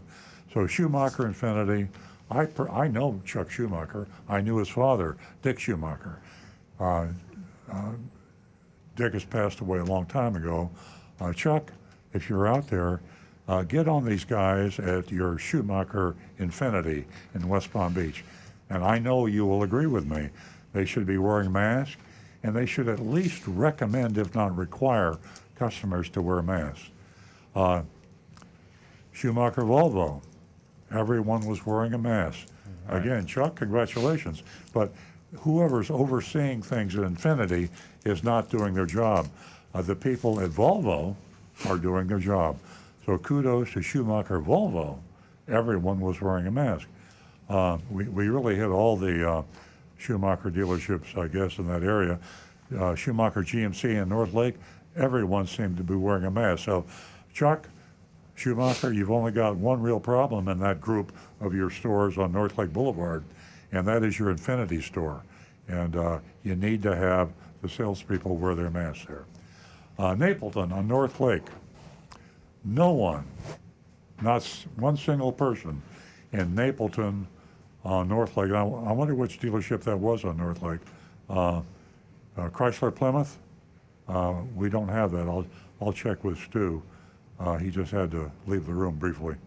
But Napleton on North Lake and any of your other stores, at Napleton, you live in the area, you may hear about this radio show. Talk to your managers on your stores, but you have a Napleton dealership on North Lake and no one is wearing a mask. Nissan Green Acres, and that's owned by Terry Taylor Group. Nissan and Green Acres, about 75% were not wearing masks. 75% were not wearing masks. So, Terry Taylor, you're the owner. Get the limited partner. I think you have limited partners in your dealerships, and your general manager is not doing his job at Nissan Green Acres. Toyota Stewart, congratulations, kudos to Toyota Stewart. All the salespeople at Toyota Stewart are wearing their mask, and congratulations. We go to Infiniti of Stewart, and no one was wearing the mask there except the receptionist. All the salesmen walking around without masks. All the customers walking around without masks. And finally, Wallace Kia. I know Bill Wallace. In fact, I know the Infiniti, I think they sold out. I used to know the owner there. Bill Wallace, Wallace Kia. No one was wearing masks there, Bill. You and I know each other. Maybe I'll shoot you an email. Get them on the stick. Get them apply. They should be there in a very serious area of COVID-19. If you want to sell more cars, make your customers and your employees feel safe. So that sums it up. We had Wallace Kia, Infiniti of Stewart, Napleton. Oh, Stu, do you know which dealership, Napleton, North Lake, which franchise that was? Chrysler Plymouth? I think it was CDJ, but I'll double check. Okay, Chrysler Plymouth. Chrysler Dodge Jeep. Yeah, Chrysler Dodge Jeep. And the Schumacher Volvo and Schumacher Infiniti. So you got, no, Schumacher Volvo was compliant. Schumacher Infiniti was not wearing a mask. So that sums it up. And now we'll go to our regular mystery shopping report. Okay, let me mention Steve, who was holding from Boynton. Sorry we couldn't get to you, Steve. Give us a call or text us next week. Thank you for listening. Okay, mystery shopping report of Coggin Honda in Fort Pierce. For some reason, we keep forgetting, and this is true, we keep forgetting to mystery shop Coggin dealerships. Back in 2016, the 13th year of our mystery shopping on the radio, we realized we'd never investigated a Coggin dealership. In 13 years. Yeah, 13. We targeted Coggin Honda in Fort Pierce. They failed, and we never went back in there. By the way, Coggin is now owned by the Sonic Group. It's a public group. I believe it's publicly traded on the exchange. Might be. It's a large public group of probably 75 dealerships, maybe 100. So it's part of a big chain. The Coggin, there was a Coggin, Luther Coggin, that sold out many, many years ago. 4 years is too long to go between mystery shops at any one of our dealerships. So we got to get back into the rhythm and hit things more evenly. We see this every week as we move from dealership to dealership. A recommended dealer can become non-recommended and vice versa. They have turnover in salespeople, management, and you can see it in the Schumacher thing earlier. Schumacher Infiniti is doing a bad job, and Schumacher Volvo is doing a great job. So within organizations, there's no continuity, consistency, even under the same ownership. Although we waited too long to return to Coggin Honda, I can assure you it was worth the wait. Every so often, we stumble across a true gem, something we can hold up as a genuine first. And we got ourselves one here with Coggin Honda at Fort Pierce. Examples of this sort of thing where we find something we've never seen before was Napleton's disability rebate, as low as you can go, disability rebate. Bev Smith uses a special program only available to healthcare workers. Hopefully you don't see that anymore, but that's really low. This week at Coggin Honda, we found the holy grail of hidden fees. We'll get into the detail in a minute. Looking over Coggin Honda's website, we saw they offered online buying, just like every car dealer. They're all jumping on that bandwagon now, claims to have. We selected a new 2020 Honda Accord and began going through the steps to find our online price. MSRP was $24,975. There was an itemized discount of $1,982, which gave us a sale price of $22,993. Then they added fees of $1,292.70 and sales tax. It was the breakdown of fees. Here's the you've never seen this before. It was a breakdown of fees that flabbergasted us. Never in the history of this radio show have we seen anything so ridiculous. It's comical. I actually thought it was a joke at first, but it wasn't a joke. I'll now read to you from the Holy Grail of I tried to lick my finger of hidden fees. I don't want to do that, but I can't turn the page. Okay, these are all the hidden fees that are broken down in absurd minutia, teeny weeny, and a few biggies slipped in there. These are the hidden fees, and we don't know. I wish we could play theme music at this point. Yeah. Bear with me. Advanced replacement, have no idea. $2.80. State transportation fee, don't know. $21. Service charge, $2.50. Transportation disadvantaged, Yeah. $1.50. Agency fee, agency fee, $4.75. Lemon law, $2. I know what that is. That's a legitimate fee for $2. Juvenile justice, no idea. Only $1 for that. $1. Come on, step it up. Initial registration fee. Now we're starting to zoomed up there. $225. We don't know what that is. It's probably a tag agency or something like that. Security fee, no idea. $1. Is that for the night watchman? You're not paying him enough. Maybe. I don't know. Maybe he gets it all. I don't know. Title service fee, $4.25. Plate fee, $28. Surcharge state transportation, $1.20. Lien fee, $2. What if you don't finance the car? There's no liens, right? No. Reflectorization. That's my second favorite one. Reflectorization. Reflectorization. Can you see them sitting around the room making up these names? Hey, I got one. Okay, Joe, what is it? Yeah, reflectorization. What's that? Okay, put it down. It doesn't matter. We don't care. Law enforcement radio system. Hey, it's only $1. That's Just only $1, right? Pay it. Air pollution control, $1. Title fee, $48. We have no idea what these are. Registration fee, it might be, it might not be. Odometer fee, what is that? This is my favorite. Frivis. Frivis. F-R-I-V-S, 50 cents. Frivis. Listen to this one. Emergency medical service. Guess how much? A dime. 10 cents. It must not be a high-quality service. Who's gonna- Emergency medical argue? service, 10 cents. A dime. I kid you not. This is on Coggin Honda in Fort Pierce. When you buy the car, they have a hidden fee that they call emergency medical service, and it's 10 cents. Who's going to argue? Decal on demand, no idea, $1. Pre-delivery service fee, now we're getting into the meat of it. This is the common hidden fee at the bottom. See, you doze off when you go through these, and you don't even see the $799 pre-delivery service fee or the private tag agency fee of $98. So there we are. That's the list of the BS. That's 24 fees. 24 fees. And here, it's in the fine print. I'll hold it up. You can see right there. All those hidden fees. And, I guess that's right. oh, yeah, sorry. Yeah, there it is. So, kudos to Coggin Honda and Fort Pierce. You really came up with one of the sneakiest, stupidest, comical way to hide fees I've ever seen. And there is no Coggin anymore. I mean, there is a Coggin probably, but he sold out a long time ago.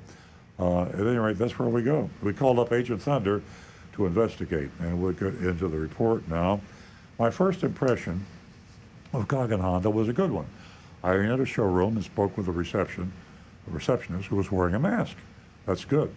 She called a salesperson for me who was also wearing a mask. If you listen to the show regularly, this is very unusual. In 2/3 of the dealerships we shop, nobody wears a mask. Just about everyone was wearing a mask. Just one or two were wearing theirs improperly around their necks. It was a major improvement over last week's shop. So kudos. We're laughing at you on the hidden fees. We're patting you back on the mask. Congratulations.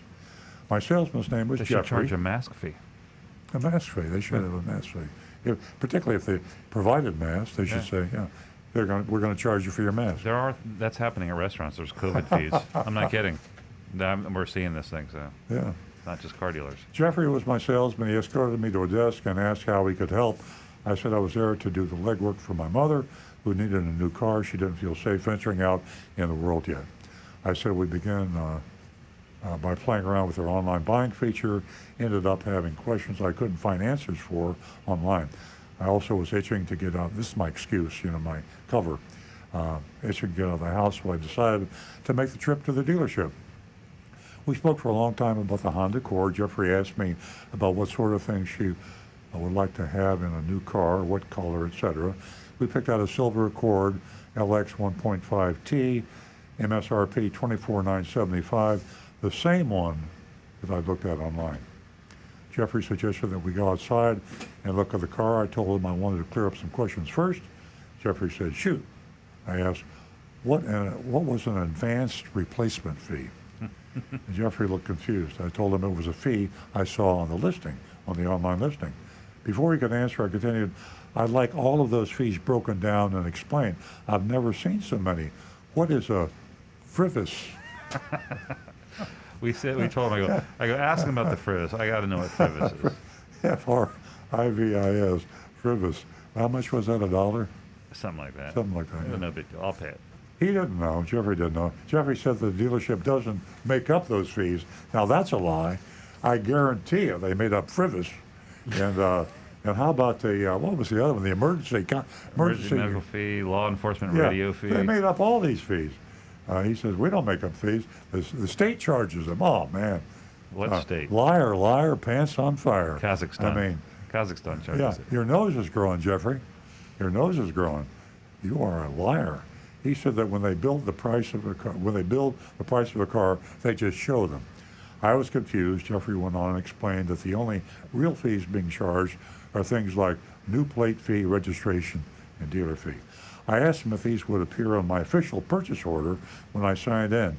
He said these would just be worked into the price of the car and not appear as itemized fees. I asked him to explain the $799 pre-delivery service fee. Jeffrey said that it was to cover the cost of prepping the car and everything else that goes into processing the deal. He assured me that it was a standard fee that dealerships charge. When we were done discussing the fees, Jeffrey made a copy of my driver's license and found the keys to the Accord. Now, of course, we all know that the pre-delivery service fee of $799, the dealers are all compensated by the manufacturers for preparing the car for the delivery. They already get paid. The dealer, it's profit to the dealer. If this is a Honda, it is. Honda pays him to prepare that car for you when you buy it. And now he's charging you $799 again. And he's been paying twice. You pay him once, Honda pays him. We walked around the car. I noticed there was an addendum, here we go, next to the Moroni label that listed $798 in added dealer options, including a premium package, pinstripe, wheel locks, trunk tray, I'm not sure what that is, and splash cars. We drove the car. Jeffrey asked me how I liked it a couple of times, but it remained mostly silent. We returned to write it up. Jeffrey showed me a detailed worksheet explaining the price. He started with a $1,618 discount off MSRP. Then he added several of the items from the addendum, $74 for the wheel locks, $141 for splash guards, $124 for a cargo tray, and $60 for pinstripes. The actual cost to the dealer on those is peanuts, and that's probably a 700% markup for these addendum items. I asked him if he would take those off. I said my mom wouldn't be interested in anything like that. Jeffrey said that since they were, here we go, already installed. That's the game, folks. We call them pre-installed dealer options. They do that so they can hold your feet to the fire and charge you, overcharge you for these items that you don't want. Or didn't you, even know or existed. just use it in the negotiation. All right, fine, we'll take off the splash guards for you, Yeah. thinking you're saving money, but now you're just a little bit closer to MSRP. Exactly. But they say, I'm sorry, we already installed those. If you get in a situation like this, instead of arguing, you say, I'm not going to take them with those items on there. Find me another car. Dealer trade another car. Or, even though you really don't want to do that and won't do that, say, I'll order one without the splash guards and the wheel locks and the pinstripes and the cargo tray. Order me one without that. So that's your defense. Shouldn't have to be, but that's one way to try to get out of that kind of crap. Then he added $105 in taxable fees. Taxable fees, by the way, is code for hidden fees. $799 pre-delivery service charge. That's also a taxable fee. Sales tax and $427 in non-tax fees. If they're not taxed, then they are government fees. Out the door, I was at $26,592. $26,592. I asked him if I could take the worksheet, and he handed it to me with no argument. I stood up, thanked him, headed for the door. Before I could exit, a sales manager ran up and stopped me. He wanted to know how my experience had been, and he was looking forward to earning my business. They don't like to say, I'm looking forward to selling you a car. Right. You know, Earning your we don't business. like to sell cars. We like to earn business, right. your business. You can earn my business by not charging me the frivis. Yeah.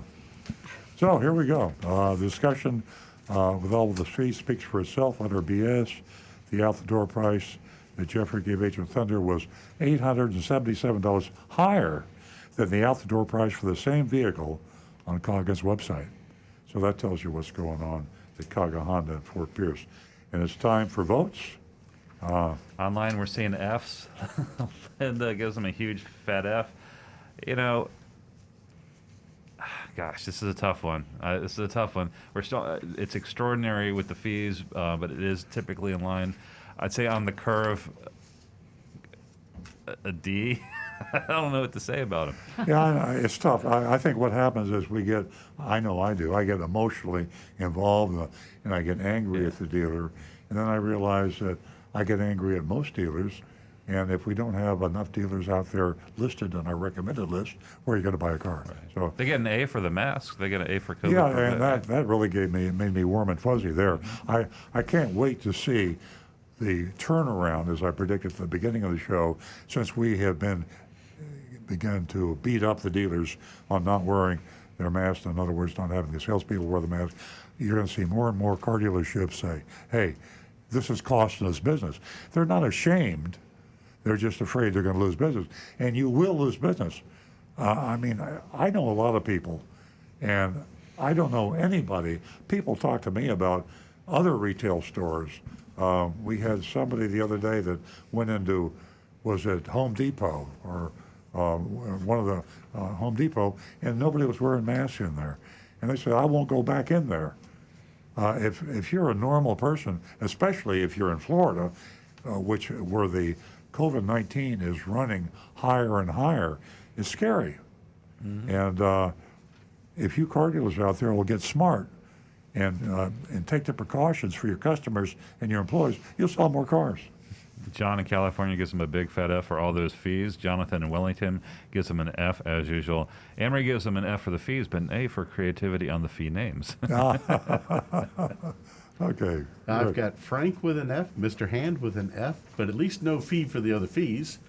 Mark Smith with a D minus, and Donovan with an F, Boris F, Karen F, Mark Ryan F, Eric D minus. Mark Anderson says $2 fee for my F. E.C. Olson with an F, and Wayne with an F. we got to go with what the people want. The people want to fail him. There you go. I don't know. I got Nancy. I'm going to give him an A for the mask, and I'm going to give him an F for the fees. And I'm also going to remind our listeners, get in touch with the Attorney General, please, Ashley Moody, and voice your opinion on all these fees. We got to get a control on this. Give her a call, 850-414-3300. You know, I think, again, I have to say, I'm like Stu and some others. I'll do a D minus on that. We're harping so much on these masks, and I know we're not supposed to give them credit or not. I would just feel bad because there's so few car dealers that are abiding. That affects my decision. And the other thing is, they're not much worse than a lot of dealers out there. I think we got to let them squeak by. I agree with the creativity on the dealer fee. They really brought that to a new level of expertise and deception, and it gave me a good laugh. It's But admirable. maybe because we had a good laugh, we'll let them squeak by. But we will be back, Coggin Honda in Fort Pierce. We will be back, and we might not be so generous next time. That's right. Okay, where are we now? We got any texts or Okay. anything? Jonathan, I think we got about 2 minutes left. Okay. Ladies and gentlemen, I'd like to thank all of you for tuning in to Earl on Cars. We definitely appreciate your company. You're an important part of the show. Stay tuned next week, same time, same station, and be safe and wear your mask.